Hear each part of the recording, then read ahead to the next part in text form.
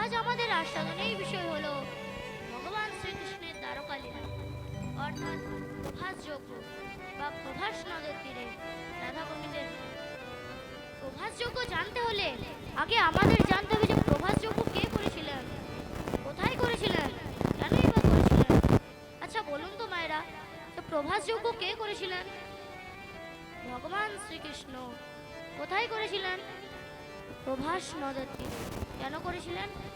ভক্ত আর ভগবানের পূর্ণ মিলনের বা পুনর্মিলনের প্রত্যাশা। কিন্তু রাধারানীর মতো বড় ভক্ত আর কে আছে বাবা? এ প্রভাসের তীরেই হয়েছিল শত শত বছর পর রাধা গোবিন্দের পূর্ণ মিলন। আজ হয়েছে কি বাবা? ভগবান কৃষ্ণ বৃন্দাবন লীলা শেষ করে, মথুরা লীলা শেষ করে দ্বারকার সিংহাসনে রুক্মিণীর সত্যভামার মাঝে মহারাজ হয়ে বসে আছে। পুরী দ্বারকাতে রুক্মিণীর সনে সুখেতে আছে ওই পুরী দ্বারকাতে রুক্মিণীর সনে সুখেতে আছেন পুরী দ্বারকাতে রুক্মিণীর সনে সুখেতে আছেন ওই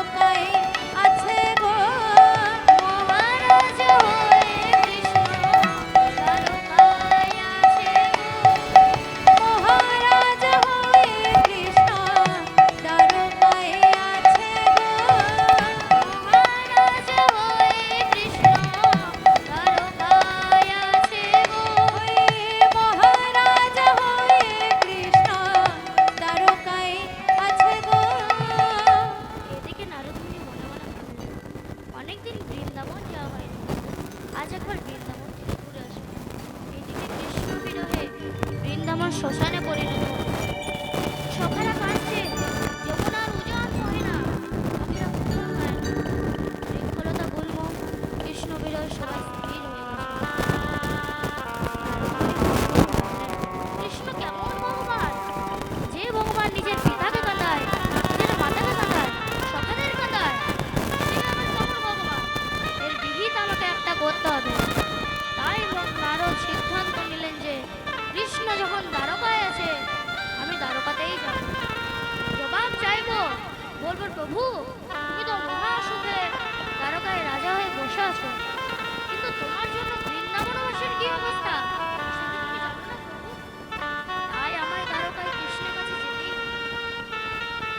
যেই না নারদ মুনি দ্বারকায় যাওয়ার সিদ্ধান্ত নিলেন, সকল বৃন্দাবনবাসীরা বলে উঠল, নারদ তুমি যে দ্বারকায় যাচ্ছ কৃষ্ণের সাথে দেখা করতে, আমাদের অভাব অভিযোগ জানাতে, তা দ্বারকায় গেলেই তুমি সাথে সাথে কৃষ্ণের দেখা পাবে? মহারাজ কৃষ্ণ এখন রুক্মিণী সত্যভামার মাঝে বসে আছে। নারদ মুনি বললেন, আমার কাছে এমন একটা মহানাম আছে, সেটা যদি আমি দ্বারকায় গিয়ে প্রয়োগ করতে পারি, তাহলে আমাকে কৃষ্ণের সাথে দেখা করতে হবে না, বরং কৃষ্ণ নিজেই আসবে আমার সাথে দেখা করতে। এবং সেই নামটি হচ্ছে রাধা নাম মন্ত্র। আমি যদি দ্বারকায় গিয়ে অট্টালিকার বহির্দ্বারে জোরে জোরে রাধা নাম করতে পারি, তাহলে এই রাধা নাম শ্রবণ করে কৃষ্ণ নিজেই আসবে আমার সাথে দেখা করতে। তাই নারদ মুনি তার বীণাটিকে বলে উঠল, বীণা ও বীণা, ও বীণা ওরে বাজরে বীণা, একবার বাজ রে বীণা, বাজরে বীণা, একবার বাজ রে বীণা, রাধে রাধে রাধে বলে আমার বীণা বাজরে বীণা। রাধে রাধে রাধে বলে আমার বীণা বাজ রে বীণা। জয় রাধে শ্রী রাধে বলে আমার বীণা বাজরে বীণা। জয় রাধে শ্রী রাধে বলে আমার বীণা বাজ রে বীণা। জয় রাধে শ্রী রাধে বলে আমার বীণা বাজরে বীণা। রাধে কৃপা করো বলে আমার বীণা বাজ রে বীণা। কিন্তু বাবা, নারদ কি কখনো রাধা নাম করেছে? নারদ তো সবসময় একটাই নাম করে, তা হলো নারায়ণ নারায়ণ। কিন্তু নারদ মুনি মনে মনে সিদ্ধান্ত নিলেন, ভক্তের জন্য আজ আমি রাধা নাম করব। কিন্তু বীণার তো রাধা নাম করার অভ্যেস নেই। তাই নারদ তার বীণাটিকে যতবার বলছে, বল বীণা রাধে রাধে, নারায়ণ নারায়ণ। তখন বীণা ততবার বলছে নারায়ণ নারায়ণ। তাই রেগে গিয়ে নারদ মুনি তার বীণাটিকে বলে উঠল, তুই যখন আজ রাধা নামে বড় প্রয়োজন, তা তুই যখন রাধা নাম করবি না, তখন তোকে নিয়ে গিয়েও কোনো লাভ নেই। তুই এই বৃন্দাবনের মাটিতেই থাক, আমি একাই চললাম। বৃন্দাবনে প্রতি ধুলোকোনায় রাধা নাম লেখা আছে। তাই যেই না নারদের বীণা বৃন্দাবনের মাটিতে পড়েছে, অমনি বীণা রাধা নামের পরশ পেয়েছে। তখন কি হলো মা? বীণা বেজে উঠিল, বেজে উঠিল, বেজে উঠিল, বীণা বেজে উঠিল। রাধে রাধে রাধে বলে নারদের বীণা বেজে উঠিল। রাধে রাধে রাধে বলে নারদের বীণা বেজে উঠিল। রাধে রাধে রাধে বলে নারদের বীণা বেজে উঠিল। রাধে রাধে রাধে বলে নারদের বীণা বেজে উঠিল। এইবার নারদ মুনি তার বীণাটিকে নিয়ে, বীণা যন্ত্রটিকে নিয়ে মহানন্দে ঢেকি জানে চেপে এলো বৃন্দাবন থেকে এলো দ্বারকার মাঠে।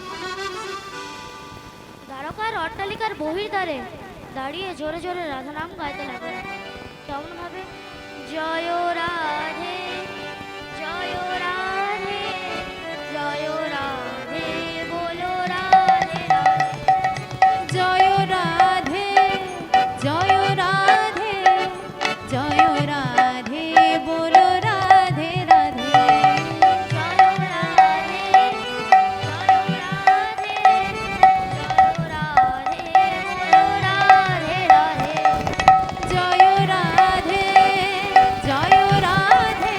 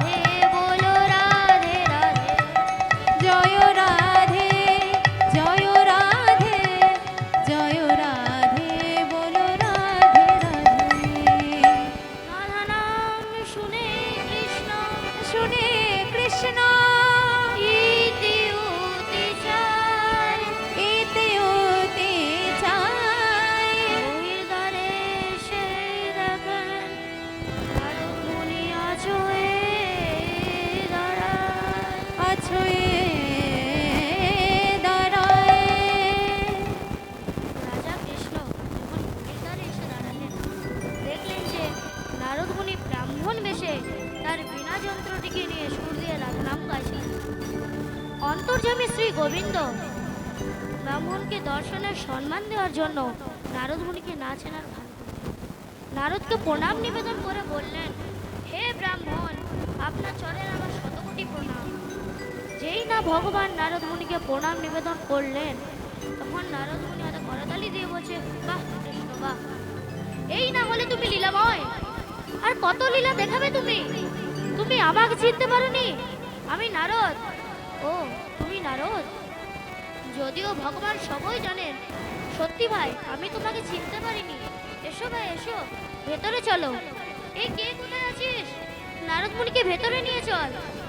নারদ মুনি বললেন, দাঁড়াও প্রভু দাঁড়াও, আমি তোমার কাছে বসতে আসিনি এবং তোমার রাজভোগও আমি তোমার কাছে খেতে আসিনি। আমি তোমাকে এটাই জানাতে এসেছি যে তুমি পাপী, তুমি অপরাধী। আমি পাপী? আমি কি অপরাধ করেছি নারদ? বলবো প্রভু, আপনি কি অপরাধ করেছেন? পুত্র হয়ে যদি পিতামাতাকে কাঁদাও, সেটা কি অপরাধ নয়? বন্ধু হয়ে যদি বন্ধুকে দুঃখ দাও, সেটা কি অপরাধ নয়? অপরাধ। প্রভু, তুমি বৃন্দাবনকে পরিত্যাগ করে দ্বারকায় রাজা হয়েছ। যশোমতী নন্দরানী, নিত্যানন্দ, শ্রীদাম, সুদাম, দাম, বসুদাম, মধুমগল, অষ্টসখী, রাধারানী সকলে তোমার জন্য কেঁদে কেঁদে মৃতপ্রায়। সেটা কি অপরাধ নয়? তুমি ঠিকই বলেছো নারদ। ভগবান বললেন, তুমি ঠিকই বলেছো নারদ, তোমার বিচারে আমি অপরাধী। কিন্তু কেউ যদি পাপ করে তার প্রায়শ্চিত্ত আছে, কেউ যদি অপরাধ করে তার ক্ষমা আছে। তাহলে বলো নারদ, কি করলে আমি এই অপরাধ থেকে মুক্তি পাবো? বলবো প্রভু, আপনি কি করলে আপনি এই অপরাধ থেকে মুক্তি পাবেন? একটা উপায় আছে, সেটা করলে তোমার সব অপরাধ দূর হয়ে যাবে। সবাই তোমাকে কাছে পাবে, তুমি সকলকে কাছে পাবে, সবাই তোমার কাছে আসার সুযোগ পাবে। বলবো প্রভু, সেই উপায়টি কি? হ্যাঁ বলো, তবে শোনো প্রভু। প্রভাসের তীরে আনিয়া সবাই